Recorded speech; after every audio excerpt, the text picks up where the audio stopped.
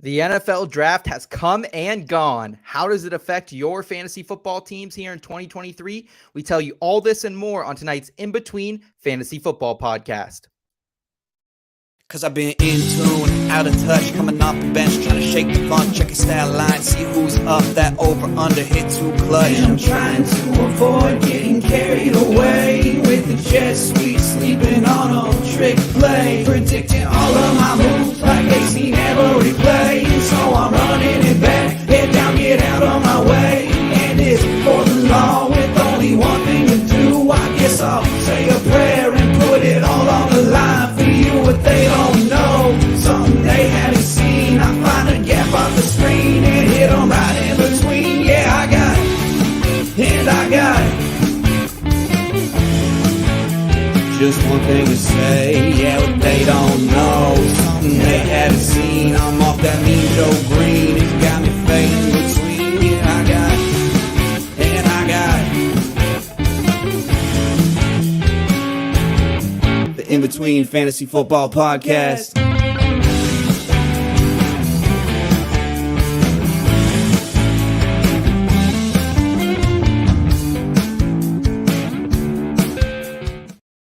All right. It is May 2nd, 2023. The In Between Fantasy Football Podcast is back here with you. Congratulations to the NFL and the 259 men whose dreams came true this weekend. Kansas City looked awesome. Shout out to them for hosting a great NFL draft. We're going to chat all about it tonight and how it affects our redraft and dynasty fantasy football teams. I am Seth Woolcock. I am joined by an FSA WA nominated analyst, Scott Rainier, my faithful co-host. And we're also joined by a man in the building who starred in Blossom and appeared in The Dark Knight, among other things, which I claim to be the best Batman franchise. Recently watched the new one. It was all right. But it wasn't The Dark Knight. But the new one is good, but I do appreciate it. I also love a starred in and then appeared in. Like there's a little slide there, but still, I mean, it's Dark Knight, so like I'll take it. I would have done props for that movie. I would have done craft service, which is like like bowl of Snickers and Doritos that they put out for like in between cakes and stuff. But yeah, no, pleasure to be here as always, guys. Thank you, Mike. We appreciate you sharing your comedy with us tonight, your talent and your fantasy football knowledge. How are things for you over in Mike Stoyanov land? Pretty good. And it's going to be mostly comedy tonight because as I was saying before the show, like I feel comfortable like when the season's rolling and like who's injured, who's start, who's sit, like who's trending. But this stuff, you guys are, I feel like I sit at your feet. I kneel at your feet. I'm here to listen tonight and to try and not say too many stupid things. But beyond that, it's great. It's great to be back in New York. I've spent a lot of time in LA this winter and then the previous fall. So like I'm here for a stretch now, and I'm excited to bring my Mike Stoyanov land to the five boroughs. Let's go. Scott, how are you doing tonight here on the opposite coast, but still all as cheery as I can assume? Yeah, man, we had a stretch of some summer weather over the weekend, spent all day in it on Saturday. So that was a lot of fun. My Seahawks, that's 2 straight drafts where they didn't do anything really dumb. Yes, sir. They've just kind of been doing smart drafting instead of like taking flyers on athletic linebackers too early and the Malik McDowells and Aaron Currys of the world. So excited about that. And, the offseason nowadays with doing all this, it's just as fun as the regular season. And we're in the next phase of it. It's great. Yes. Yeah. We've been projecting, we've been speculating, and it all came to fruition on a Thursday, Friday, and Saturday night in Kansas City. We're going to talk about all that tonight. Want to welcome in the In Between Media family. We appreciate you guys tuning in.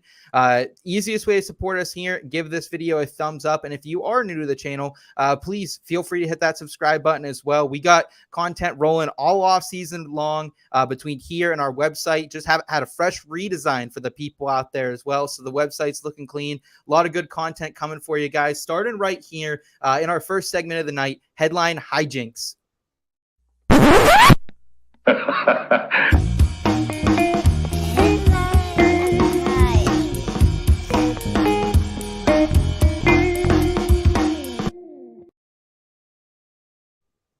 All right, headline hijinks, where we break down the news in a lighter fashion. Mike, I want to go to you first with your headline, man. Who was a winner or loser from this 2023 NFL draft, please? My headline is it feels a little on the nose, a bit obvious maybe, but my headline is Algier sheds tear, considers new career. I mean, he's probably happy as a competitor and an athlete that like the team is going to be a lot better, but like a part of him's got to be like, why is it got to be in my position? Like, I thought I had a pretty good year, and he did.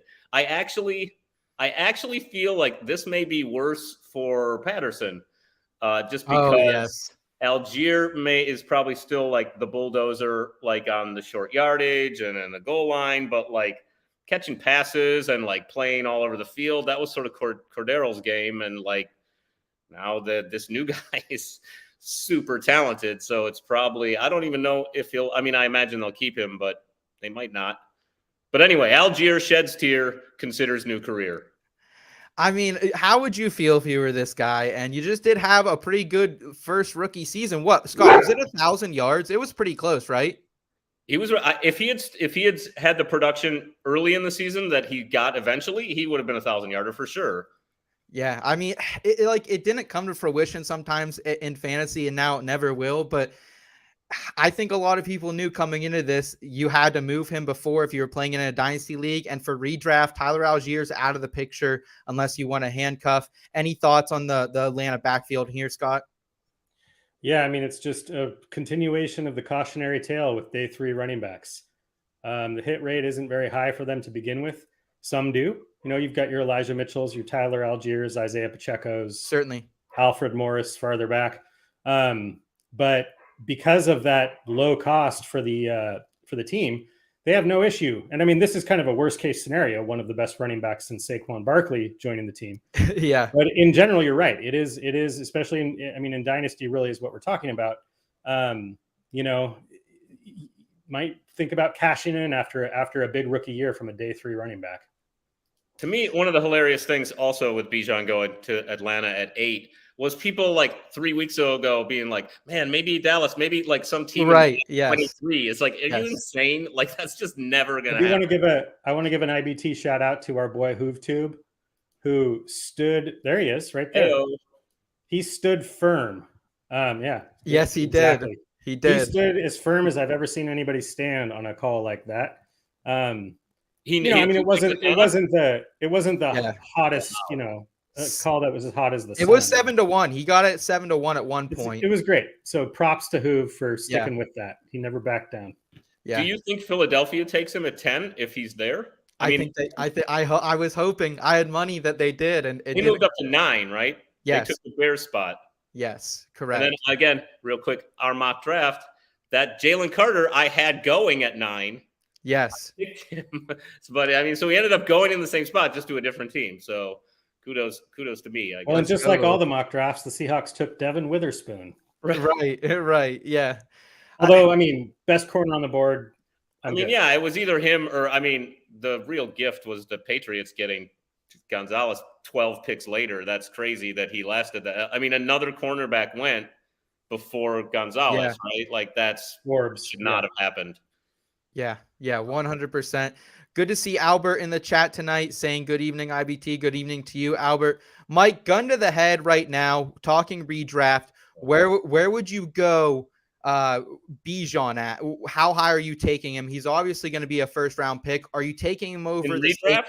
Yes. Are you taking him over the Barkleys or McCaffreys of the world yet? I think he's probably like you got McCaffrey, Eckler, Barkley, and then you got to think about taking him. Like, he's right there. He's in the top 5 running backs right now today. Like, and he should be a guy who like you pass on at 3rd and regret it all season. Like he could be like Saquon was like, wow, Oh, I can remember taking Saquon his rookie year, not being disappointed, and Zeke as well when Zeke was highly touted. I think in about the top 5 of a redraft, and those guys smash. And not that every situation is the same. Obviously, we saw Clyde Edwards-Helaire do people dirty the last 2 years, taking him high in drafts. But Bijan's a different type of guy. So I agree with you there, Mike.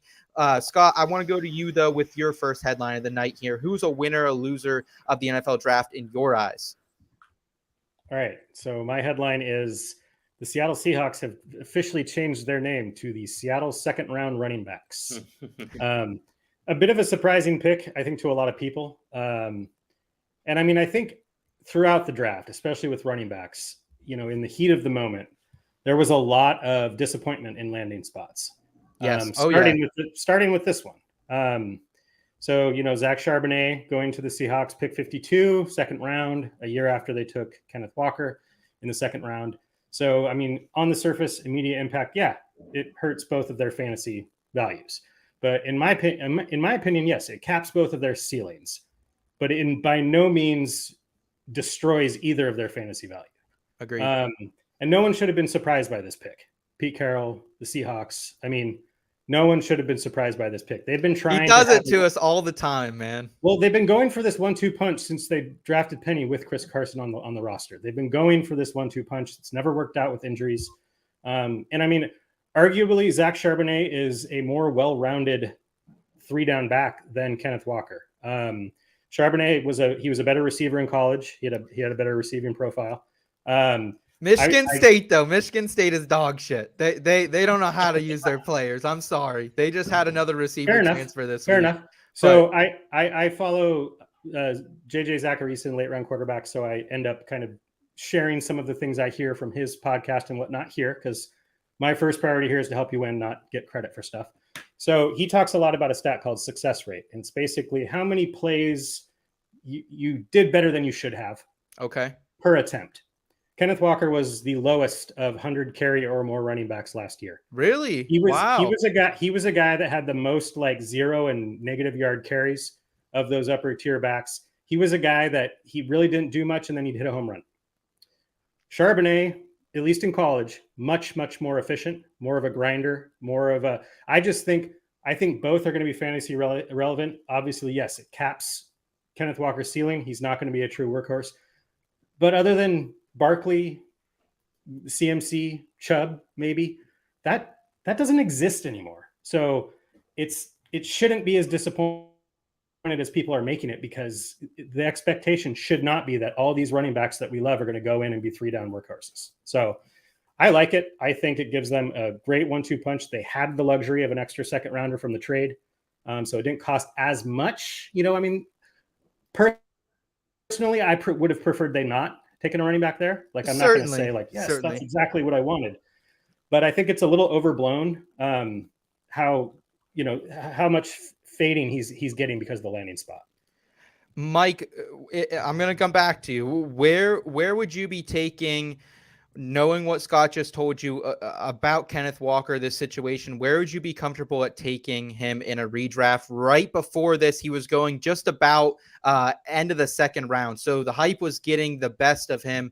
Is he now more a 4th or a 5th round pick in your eyes, or would you still pull the trigger, say the 3rd round? I don't know if you'd drop him 2 full rounds. I mean, I still like him, and I think Scott's right. Like, there's so few. This is just the state of the league right now. It's like you don't. It's kind of crazy to go into the season without 2 good running backs. Like, there are so few exceptions. Like, I still like Walker. I like Charbonnet. I think that if he's there in round 3 and I don't have, if I'm not doing like hero RB and I've already got a guy, like, I'll definitely look at him. And I think, again, it's like, maybe this is fantasy bad, but if you're a Seattle Seahawks fan, like, this is great. Like, them getting JSN and then Charbonnet, that's a really good with Metcalf. Yeah. That's a really good offense. Now, you got to be a little worried, like, if you're in the NFC West and you're not a Seattle Seahawks fan, like, I mean, nowadays the crowded backfield that you need to worry about is one where a running back comes into a situation with 2 guys. Right. It used to be 1. Now it's 2. And the Seahawks have nothing behind those 2. Yeah, exactly. No disrespect to DJ Dallas. A lot of production. And I think Walker, and I think that it's over, like, if one of them is phenomenal, like if Walker starts and has a phenomenal few games, they're going to be like, you know what, you're the bell cow.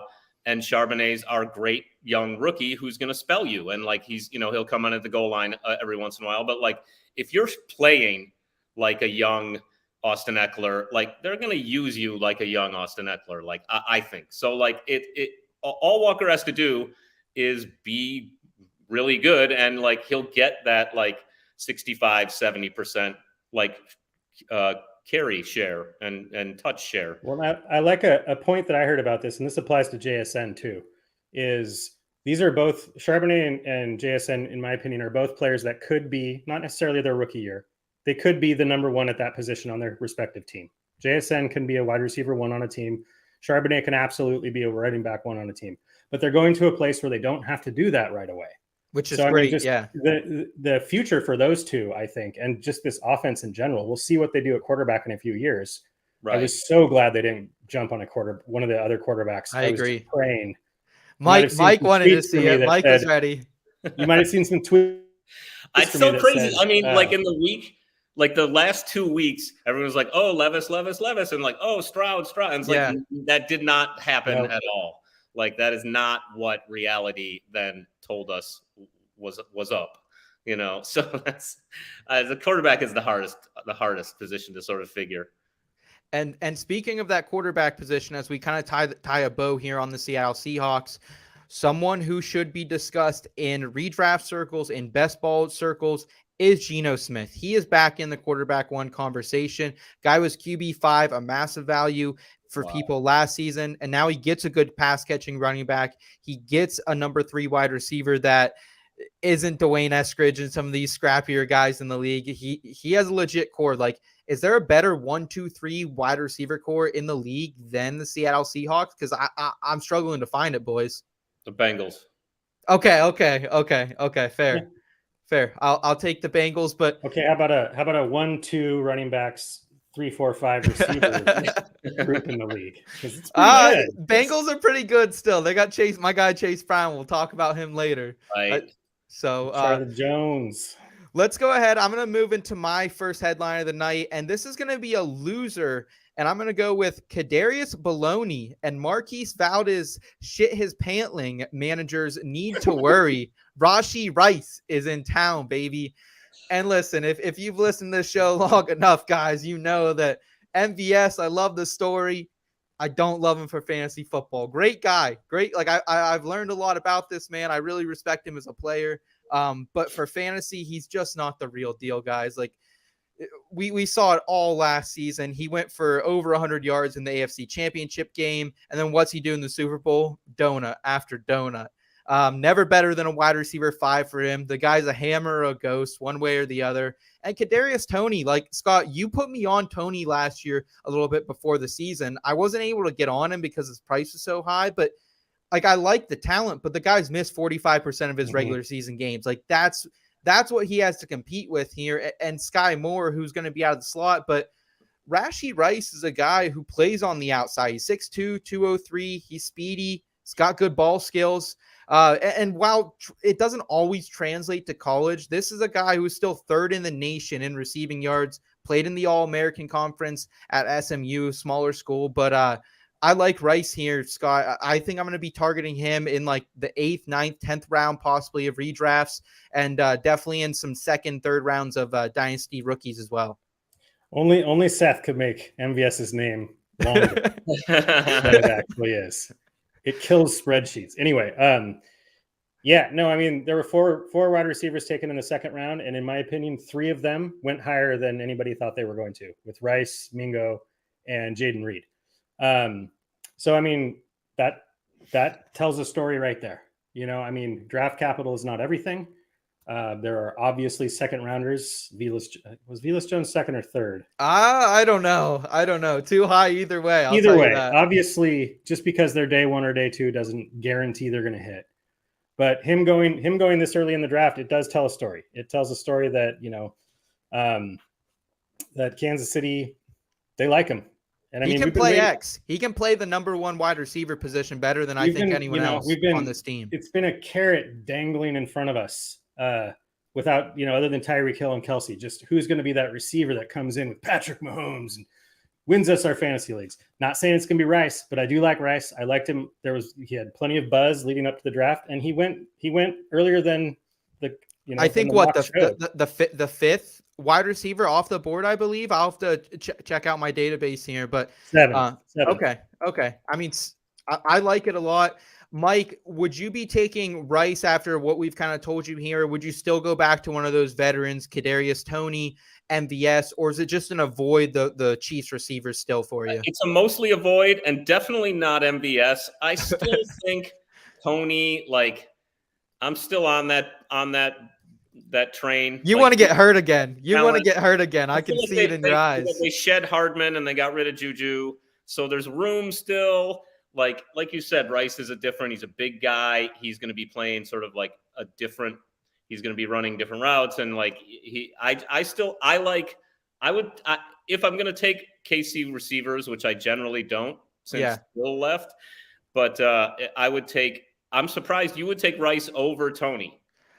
It's just the injuries. If I could guarantee 16 games for Kadarius Toney, I would. It's just 45% of games in 2 years. I guess by mid-August we'll know. Like, they're saying he's in the best shape. They always say that. Kadarius Toney's in the best shape of his life. It's like, great, he's going to get injured like week one. But like, if I hear, you just want him to like get the full run of the preseason and working with Mahomes and like, God damn, his quarterback is Patrick Mahomes. Like, right. He 2 down on a guy who has the best QB in the league, slinging the ball to him. So like, I mean, I definitely am out on MVS and every other receiver that isn't Toney or Rice, the rookie. Okay. Yeah, I'm curious to see where their ADPs are in August. Where these two, the two relevant people here. Tony and Rice. My guess is that Rice will be higher just because everyone loves the new toy, everyone loves the new thing. Well, and the thing about Tony is, I mean, I might be willing to get hurt again if it's barely costs anything. Bargain. But you know what I mean? Like he's kind of gotten to the. They'll show Rice make like one-handed catch. Like, in a preseason 6-on-6. I'm that sucker. In a hoodie sweatshirt with rap music on Underdog. So like. I bet he'll be higher than Toney. So Toney will be the bargain. Toney before this was going 90th overall in those Underdog leagues, 40th wide receiver off the board. So about an 8th, 9th round guy. Probably drops a round or two at this, and I think Rice will probably be right in that area as well. Some action in the chat right now. Royal Slade, he's happy that I am a Chase Brown guy. Absolutely, I'll support our Canadian friends up there. We got a couple in the chat. And then Dave saying he will not be able to stop himself from saying Kadarius baloney. Little more applaud for the caption there. And then Hoove just pointing out that this sounds like the end of the road for Moore and Ross.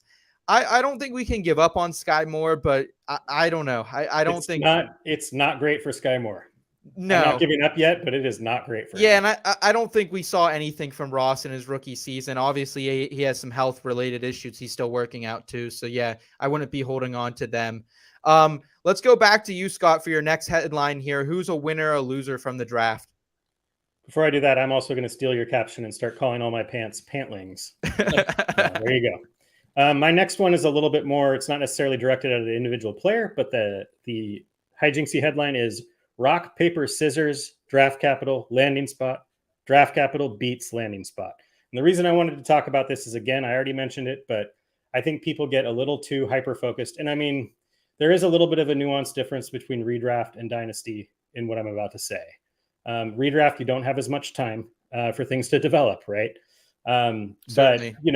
But in redraft, if you're looking ahead, I mean, the rookies hitting is pretty rare, relatively speaking. So landing spot doesn't necessarily play into that too much if you look at the history of it. So you're maybe looking a few years down the road anyway. But there was just so much, and I was included in this, in the head ringing about the landing spots for especially some of the running backs. Like I said, like Izzy Abaconda to the Jets seemed at first just horrible. Terrible. There really only seemed to be a couple of good landing spots, and that was Bijan, Gibbs. Now that Swift is gone, right. The best landing spot, in my opinion, to one of my favorite running backs in this draft, Dolphins. Okay. The chain. Roshan. I think Roshan's pretty good up in Chicago, but Roshan's got a pretty good spot. He fell day 3, so that hurts Also a little bit. not in the draft, but via the draft, Swift. That he ended up in a really good landing spot, I think. He's in a better spot. But I mean, my point is, if you looked at the landing spots that were possible, forget just the individual things that were happening during the draft. There were not very many to begin with.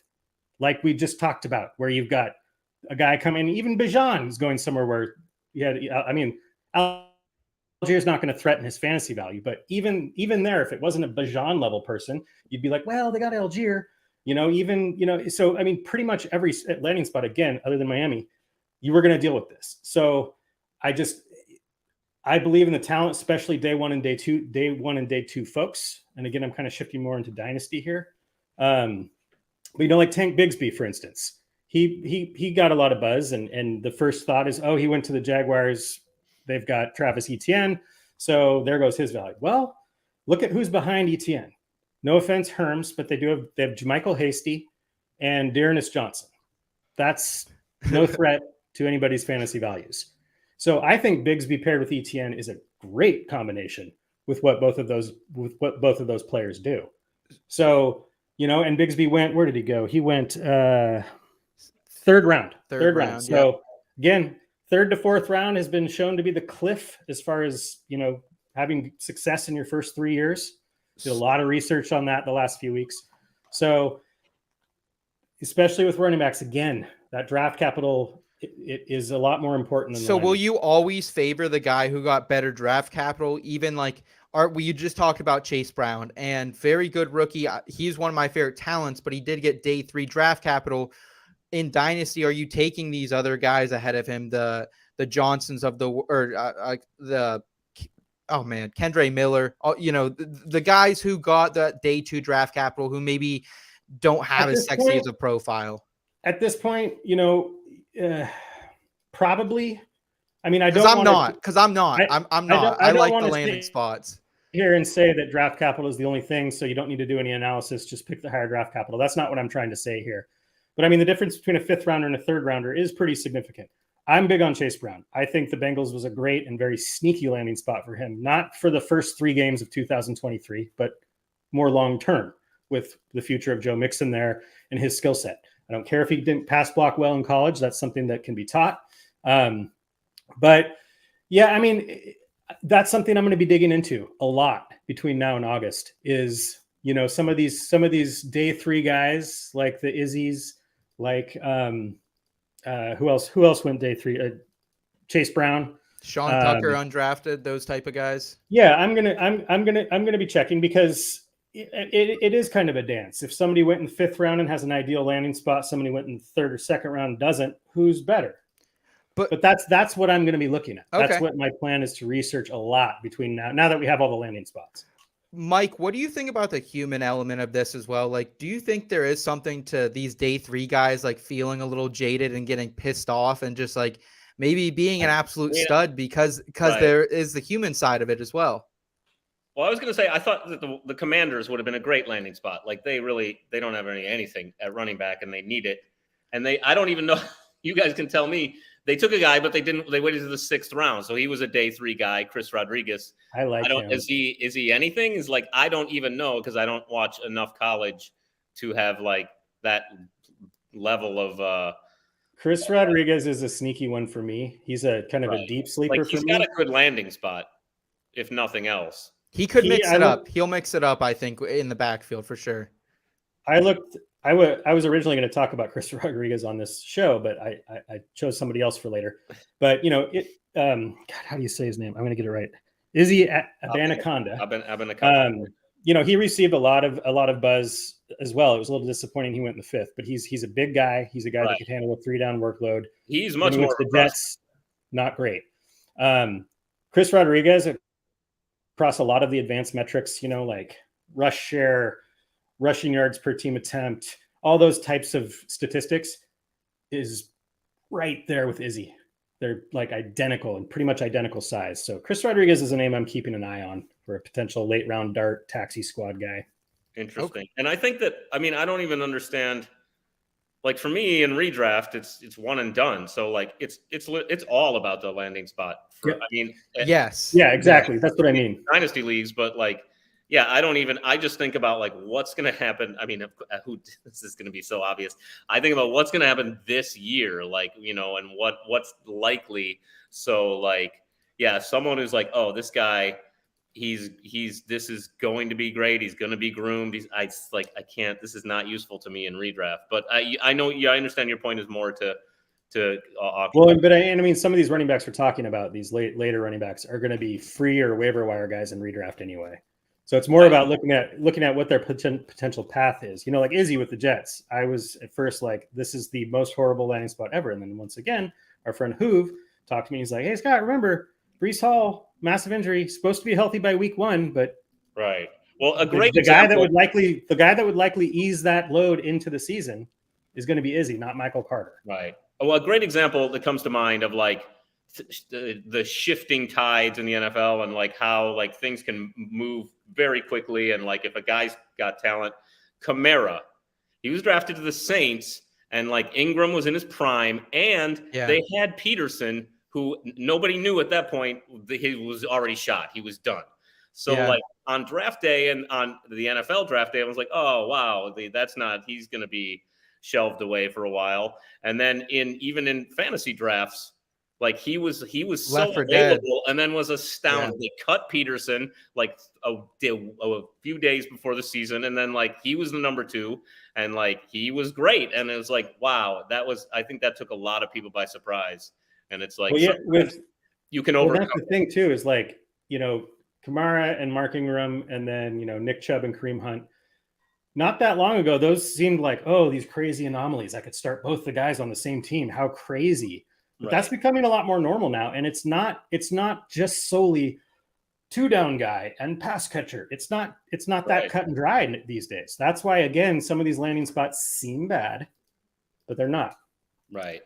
So preaching a little bit of patience here, gentlemen. I appreciate it because there were definitely some of these like Izzy, man. I was bummed out he went to the Jets, but I appreciate the analysis there from both of you. Let's go ahead and move forward here to another running back that I'm preaching a little bit of patience with as well, and that's with my headline, Pittsburgh Sandwich. Najee Harris to return to RB1 form behind Broderick Jones plus Darnell Washington. And before we get into this, have either of you had or heard of a Pittsburgh sandwich? That's just how they say sandwich, right? I mean, yeah. So it's kind of a specialty like thing, yins, right? Well, kind of. It's actually like a genre of sandwich where they put the French fries and coleslaw right on the sandwich. So you guys are taking credit for that, like. Oh yeah! Wait! You're telling me that's not a Pittsburgh? I mean, I got to go and have an official Pittsburgh sandwich now because that's is that not a Pittsburgh thing? Have you had that elsewhere? I mean, I know that all the Euros in really? In Europe have. And I feel like it. Put the fries right in there. It's a thing. At some point in high school, I'm not taking away from it. I just want to go and have it now. Thanks for the tip. Yeah, absolutely. I feel like at some point in high school, I experimented with that type of sandwich at some point, after smoking only cigarettes, definitely. Yeah, man. I absolutely agree. Just check it out. Also, it sounds delicious. Pittsburgh steak salads, fries on your steak salad. That's a Western Pennsylvania thing. Just putting you onto that if you haven't tried it yet. But going back to Najee Harris and the Steelers here, listen, I know we want to get excited about Darnell Washington, and obviously there are some injury issues that led to him falling so far in the draft. But they're pairing him with, I thought it was going to be Darnell Wright, but the Bears ended up getting Darnell Wright. So it was end up being Broderick Jones. Still could be a possible generational tackle for the Steelers here. 6'5", 311 pounds. Dude is a weapon out there, can seal the edge. And he blocked right next to Darnell Washington at Georgia last season and was able to make a lot of lanes for average running backs like Kenny McIntosh.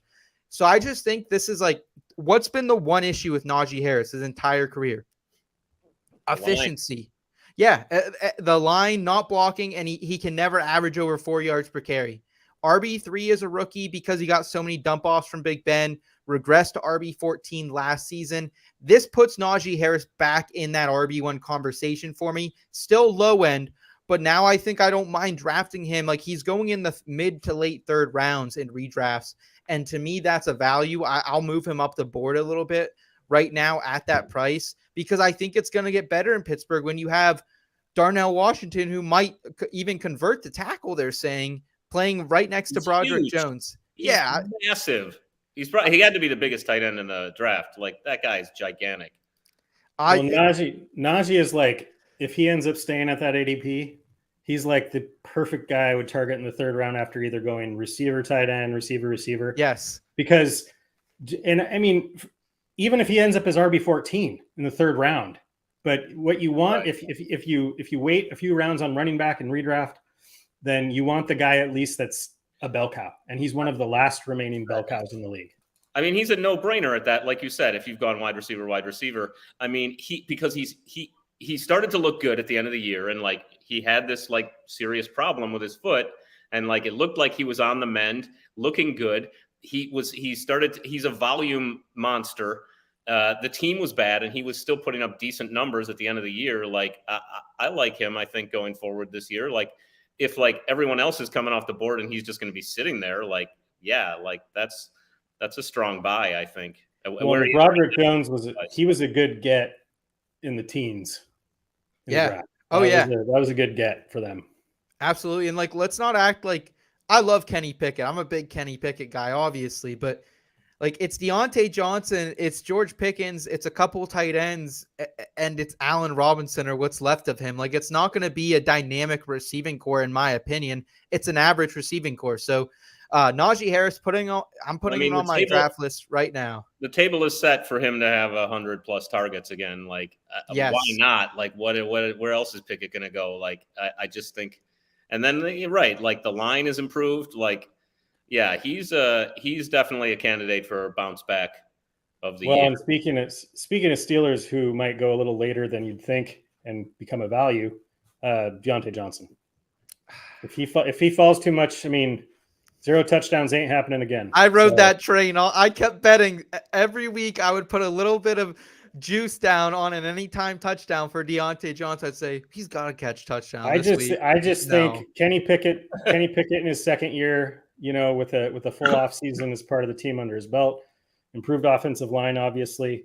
I just think it's going to be an improvement for all the offensive weapons on that team. Okay. Not necessarily to like Big Ben times. Right. But I think people are going to fade Deontay so hard that he's going to be a value. He's still the team's wide receiver one. Yeah, for sure. There is some upside there. Also a little bit of downside. We got DD in the chat saying hello, and happy belated B-Day, Seth. Thank you. I appreciate it. 25 years old as of yesterday. So out of the Jeff Gordon year. You know what they say, though. It all goes downhill. Nothing fun happens after 25. I think that's a Taylor Swift lyric, actually. Rich here in the chat saying, I cannot wait for the Najee bounce back this season. Hey, me, Mike, and Scott, we're going to get hurt alongside with you if he does not deliver there. I just want to round out this discussion with the man on the thumbnail quickly with my final headline of the night here. F1 50-50 chance Malik Willis' starting career is over. This is a play on a Morgan Wallen song. They're in Nashville. I like country music. That was kind of the play here. But realistically, like I came out and I defended Malik Willis a couple weeks ago because, like, how could you judge him last season when he's thrown to the ghost of Robert Woods in a walker, an out-of-shape rookie, and he has an alleged booze bag calling his plays? Like, guy gets a DUI right off the plane. Like, I don't know how that works, honestly. Like, not trying to take any shots, but, like, how can you judge Malik Willis?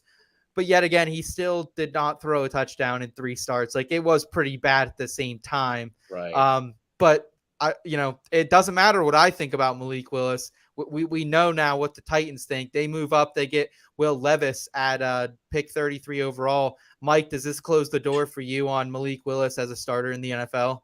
I mean, definitely for now, unless there's and here's how I judged him. I watched him play NFL football during the regular season. This guy is nowhere near ready. Like, he may be like raw and like have the stuff, but he is just not ready for prime time, and he wasn't. So, I mean, this doesn't surprise me at all. I mean, I think that like Levis is much better prospect. I mean, that goes without saying. And like, I mean, but Willis, he hang around and like pick up the skill set and like get better and less. He looked nervous. He he fumbled a lot and he just was careless with the ball. And yeah, he may settle in, but he's not looking good right now. And he's definitely not going to be on the Tennessee Titans very much longer. Scott, would you drop him in all dynasty formats, super flex, 1 QB? Or are you still hanging on a little bit of hope maybe in super flex? 1 maybe QB, yeah, moved? for sure in 1 QB. Super flex, it's hard to let go. But I mean, you could kind of see this coming as soon as his name was called in the 3rd round instead of the 1st round last year. Yeah, because I mean the NFL, it tells us stories during the draft, and there's plenty of 1st round quarterbacks who bust. But it doesn't typically go the flip side. There aren't that many quarterbacks that make it later and are good. Obviously there are examples. Dak Prescott, yeah. Russell Wilson, Dak Prescott. There are definitely examples, but for the most part, once you get past the 2nd round, quarterbacks, it just doesn't usually work out. So I mean, I think Malik Willis is going to be a backup if he stays in the league. I think that's what he's going to be. He's one of those guys. If I drafted him last year in Dynasty, I really wish I had put him on my taxi squad and just left him there, but probably not the case. So, I mean, fully out in redraft. Dynasty Superflex. We're at that time of year where drafts are coming and commissioners are like, dude, you're 5 players over the limit. You got to get rid of some people. I mean, they still have Tannehill, right? So like Levis they still have Tannehill. Like, so Levis will be QB2 on week 1, we think. Yeah. And I think the bottom line is whoever is the quarterback, I don't want to touch him because it's still Treylon Burks and Phillips and a bunch of Nick Westbrook-Akine out there running routes. Like Chigga is their best weapon and he's a tight end. So like realistically, I don't want any part of this. So yeah, I 100% agree with you there. We got Mike in the chat saying, what's cracking, fellas? Good to hear from you, Michael. Thanks for tuning in tonight, man. And we got Dee saying, by the way, I had the biggest crush on Mike. And I still can't believe you part of the IBT family. Glad to see you back here. Mike, do you get this a lot when you're in public? Do you get people who say they had a crush on your character? Really sweet. I will offer that it's been a long time since my 25th birthday. So I don't know if you're into older men, but I'm no spring chicken. But that's why this is so nice. It's very lovely. Absolutely. I'm sure back in the day on Blossom, man, I'm sure you're fighting them off with a telephone pole. Yeah, let's go with that. Let's say that's what happened. All right. Fair enough. Guys, let's go ahead and round it out here tonight with a little bit of sure things, sleepers of the week. It's still a little cold on the East Coast right now. We're getting a little like crappy weather right now, but we're bringing a little sunshine, summer vibes back to the show. It's the sure thing. Sleepers of the week.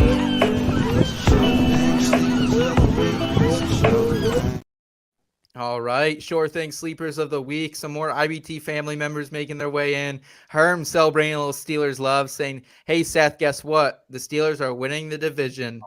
All right, I like it. Also, it's such a hard division. Like, that's just bold. Absolutely. Gotta love it. We got who saying it's all in the stash, baby. It's all in the stash, Mike.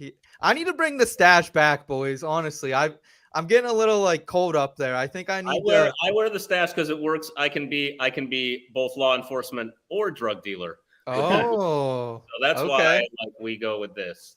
Although I don't get a lot of calls to play cops. Like, frankly, I don't know. I'm doing wrong, but I appreciate it. Absolutely. Scott, I want to go to you here. Sure thing, sleepers, man. We did this segment 2 years ago, I remember, talking post-draft, and you nailed that you liked Elijah Mitchell that year, and he ended up being an absolute rocket. So what do you have in store for us? Who's someone that went on either day 2, day 3, maybe an undrafted free agent guy that we can get excited about, maybe keep an eye on for redraft or for dynasty here? So my sure thing he actually got really good draft capital, but I still think he's underrated and not being sought after enough. And that's Jaden Reed out of Michigan State. drafted. He was one of, again, 4 wide receivers went in the second round, and 3 of them went higher than I think anybody expected, and he was one of them. I was shocked how high he went. He went high. He's a guy, again, I'm a JJ Zacharyson fanboy, admittedly, but he's a guy that he touted, and he was stoked about that draft capital. I mean, it was a little bit crazier that Mingo went before him, but I like Jaden Reed.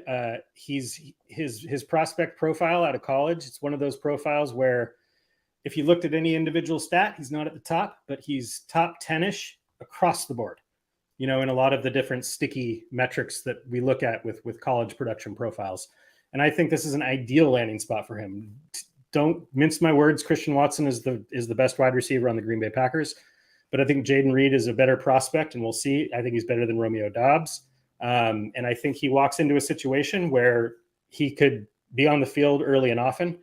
The whole he's a slot receiver thing gets thrown around a little bit, but his slot percentage in college was less than 50. So, I mean, yeah, he plays the slot, but he's not exclusively in the slot.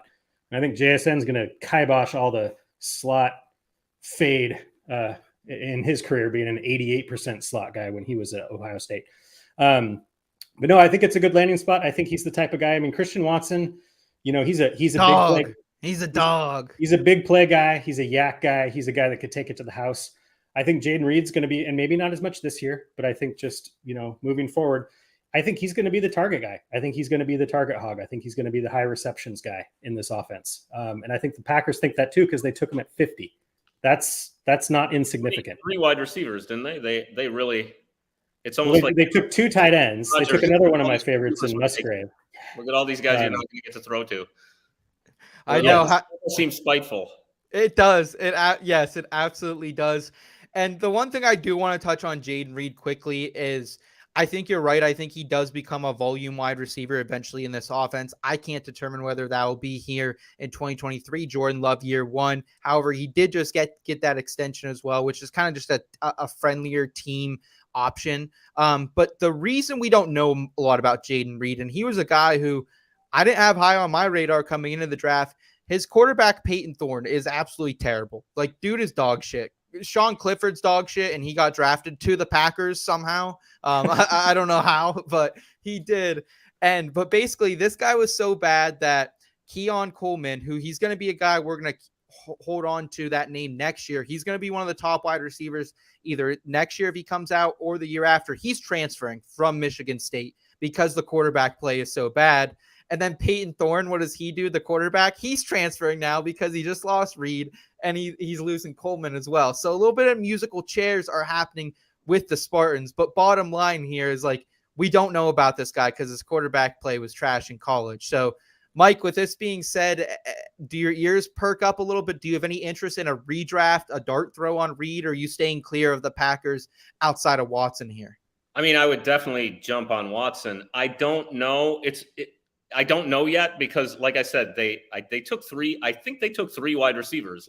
There's going to be a lot of competition at camp, and if he emerges, I could see that again. So many. We don't know how good Love is. There's a lot of problems with taking anyone beyond Watson. I think yes from the Packers, but on the other side of that, they might be more behind in games than they've been in a while. So they may be needing to throw the ball a lot. So I didn't even think about that. I didn't even think about that. Tucker Kraft obviously added there as well. Devontae Wicks, I like him out of Virginia. So that's a good point you kind of make, Mike, that. And Grant Dubose, 7th round guy out of Charlotte. So yeah, three wide receivers, 2 tight ends. It's like an open call. There's competition. There's competition. Wide receiver in Green Bay this camp. There's only 2 wide receivers on the roster that went in the 2nd round, and they're named Watson and Reed. Hey, they might call you and Scott up next here, Mike. What about it? Would you go to any tryouts? What's that movie with the Eagles guy who walks on? With Mark Wahlberg. What was it? Invincible or yes, Invincible. Yeah, that's what I mean. I played high school football up till sophomore year, and I was a receiver. That was my jam. All right, that was my jam. Hey, maybe we'll form a flag football team at the Expo this year if someone doesn't mind tearing an Achilles or an ACL. I don't know. That'll be though, because I'm in really good shape. Yeah, did you actually hear about that, Mike? Last year, someone actually I at the saw on expo, Twitter that people were that It was Ray GQ, man. He tore the his ACL. the most athletic guy. I think it was Achilles, wasn't it? I think Or it was yeah. That's most. a bad Yeah. injury. The one dude that you walk into the room and you're like, oh yeah, that guy played college football. Like that guy's jacked. I wouldn't fight him. Tears his Achilles first game. What was the guy, the Patriots running back who tore his leg up at the All-Star game at the Pro Bowl playing like on the beach? Robert. He was a Patriots running back. I think he was the second year. He was young, rookie or second year. How about, does the room know? It was like 15 years ago. Sorry. Okay. Young It's not Corey Dillon, is it? It's not No. Corey Dillon. Okay. No. Okay. That's as far as I go back in Patriots Robert running backs. Gordon anyway, yeah. So that'd be Robert Edwards. Yes. Yeah. His career ended. He was playing like on the beach in Hawaii. At the No. Yeah, dude. Blew out his knee. And this was before like they could work wonders like magic and like, blow out your knee, you'll be back in a year. Like that's the whole thing. We should do a segment on one day where us old guys, like for the first 25 years of our fantasy football career, it's like, oh, you blew out your knee, you're done. You are done in playing football professionally. Yeah. And now it's not a freaking big deal. That's why we're still, I contend, older guys are a little gun shy with the ACL guys. We're still not like, is he really gonna? I mean, but they all come back. It's amazing. So it is. It's worth covering for a future show. I just noted that down here. We're gonna start working that into a segment here. So Mike, you're telling me you don't love that Tyjae Spears might not have any ACLs. I don't know if you heard that report. This is where I'm like, I'm here to listen. Well, he had one, right? He had a serious injury. He's had two ACL. I only actually, I'll be honest, and maybe this was being a bad analyst, but two seems like a lot. Again, I'm just an old. Yes. Does he have any legs? Does he have legs? He does have legs. Okay, I did my rookie review on him, and I did know he tore his ACL in 2021. However, I had no idea that he also tore his ACL in high school as well. So we're getting a report out that he doesn't have an ACL in his one knee, and that's why he fell a little bit. But he's still a day 2 pick. He does not even have one anymore. Well, that's what they're saying. That's the way to go, because now you can't tear it. And I've seen the fantasy doctors weighing in on Twitter, debating back and forth. Well, he couldn't move like he does if he didn't have ACLs. And then there's the old lineage. Well, Hines Ward didn't have any ACLs. So do we not need ACLs? Are they like appendix? I don't know. Maybe people are going to start preemptively having them removed. Like our pinky toe? This thing is just a burden. I didn't know that about Hines Ward. I will say the first, this Terry Allen. Remember him? Washington Redskins running back. Washington Redskins. How long ago it was? Washington Commanders running back.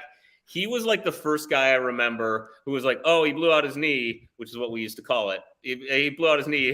He's done. It's like, but then he came back and was good. And that was like the first. That had to be 20 years ago. The first guy was like, oh wow, I guess it's not a death sentence like to your career as a running back anymore. Yeah. But it was super rare back then. We got Herms updating us here. Per Wikipedia, right. Robert Edwards really serious. Narrowly escaped having his leg amputated from the knee down and was told he may not walk again. Oh my God. It was a very, very serious. I mean, it's just further evidence that the Pro Bowl is stupid. They were playing on the beach. They were playing in the sand. And what could have happened to make him almost get did he get stung by a jellyfish or something? It's like Napoleon. Remember Napoleon? Was it Napoleon McCallum who Ken Norton Jr. almost killed on the field? Do you remember that? You guys don't ever watch that footage. But he also had a super severe leg injury, and they were he literally might have lost a leg or passed away. If they didn't get him to a hospital right away. There's been grisly leg injuries. It's the game. Different business here. Craig saying some people grow ACLs back like chameleon tails. That cannot be true. Yeah, but it's just some people. It's like rolling your tongue. Just a few people can do it. All right, I'll round us out here quickly. I don't want to spend a lot of time on it. I want to be cognizant of everyone's time here. But Sean Tucker, undrafted free agent, signed with the Buccaneers. And this was a guy who, there was a couple of these guys I liked, like Tucker and Chase Brown, who it got to day 3 and it's the day's going on and on and on. And like, I'm starting to sweat a little bit. These guys are starting to fall because I do have them in some of my best ball leagues. I have a couple dynasty leagues I've already drafted the rookies for, and I have these guys and they're falling and they're falling and they're falling. However, sometimes when you're going to fall to day 3, it's almost better to go undrafted because then you can pick the landing spot that you want. And I think he saw Tampa Bay as a place that has Rachaad White, who, man, Rachaad White was really good at times last season, but he wasn't like an absolute workhorse. Behind him, they have Chase Edmonds, who nobody seems to want a part of anymore. Keyshawn Vaughn, which going into year 4, it would have happened by now if Vaughn was anything special. So I think there's a good chance Sean Tucker makes this team. I think there's a good chance he sees playing time behind White as well as a change of pace running back here. Mike, any thoughts on this? Tucker, like, he's a stiff runner, like not sexy on tape at all. I'm not going to say that I think he's going to be great. I think he'll have a short shelf life. But from a 1-year rental, would you throw a dart throw at the possible running back to the Bucs? Deep league. I mean, I'm not familiar with this gentleman too much beyond literally what you just said about him. So, I don't know. Syracuse guy. So you know he's educated. Yeah. Okay. So he's a smart fellow. Like, yeah. I mean, I don't know what I don't have anything to add about this. I hope it works out for him. Like, that is, I will say it is, speaking of smarts, that's a smart call to go to the Buccaneers. Like, that seems like a team where you might be able to stick, to hang in there and like get onto the field, be one of the 54 that suits up, once in a while, like, and then maybe you make a mark. Like, yeah. But again, like you're talking about best ball, like this is like round 23, right? Right. Yes. I'm out Scott of idea. Fishbowl, yes. Right. Okay. Yes. Yeah. I like it. And we got Dee Dee here in the chat. She's weighing in. She knows this from her time in medical school. She's saying it's possible to not have an ACL and scar tissue will build up after a while and you can have stability. It's just not the same as an ACL stability can provide. So like diet stability. Yeah, man, this is a medical show. We might have to get a seal of approval after this week. I'll tell you what. And if there's someone in this class who doesn't have an ACL, I think it's Sean Tucker. Dude does not cut. Just runs A to B straight line. Well, and speaking of injuries, I mean, that's the obvious reason why he fell undrafted. I mean, without his medical concerns, he would have easily been drafted. So that's why, if you want to pick winners, incumbent running back winners on teams, Rachaad White was definitely one of them. Sean Tucker has the skill set to potentially take work away from him, but there was a reason, a guy with his talent went undrafted. So, I have no idea what the situation is with his medicals. I agree. It's got to be something. And I've looked and I've tried to find something on this guy. And he's been an absolute beast ever since he came to Syracuse. Literally got run his freshman year, won the job right away. So there's got to be. It reminds me a little bit of Justin Ross last year. A guy that you're like, this guy's going to get drafted. I know that there's injury concerns, and then he went undrafted. So he didn't go with the combine. I know because he was sidelined with something as well, but. That could be anything. So that's a situation we're going to continue to monitor, continue to pay attention here. Want to thank the IBT family one more time for hanging out. A lot of fun on the episode from the chat. They brought it tonight, so we appreciate you guys. Thanks, Mike, want to thank you as well for joining us tonight, man. Tell us one more time where we can find you and what we can expect from Mike Stoyanov possibly on the horizon. Well, there's right now I'm just enjoying spring and summer, so I don't have anything to report. We don't say anything until we have a job, generally speaking. Okay. I shared with you guys like before the show, but yeah, so not a whole lot going on. I'm looking forward to spring, summer. I'm at Mike Stoyanov on Twitter, and that's pretty much where I'm at. Awesome. Well, guys, make sure you check out Mike. He's got a lot of good content coming out there over on the Twitter. He's asking questions. He's getting weighing in on some different debates over there in the fantasy football landscape. Mike, we appreciate you. We appreciate the IBT family. Scott and I will be back here next week on the In Between Fantasy Football podcast. Until then, guys, keep it in between.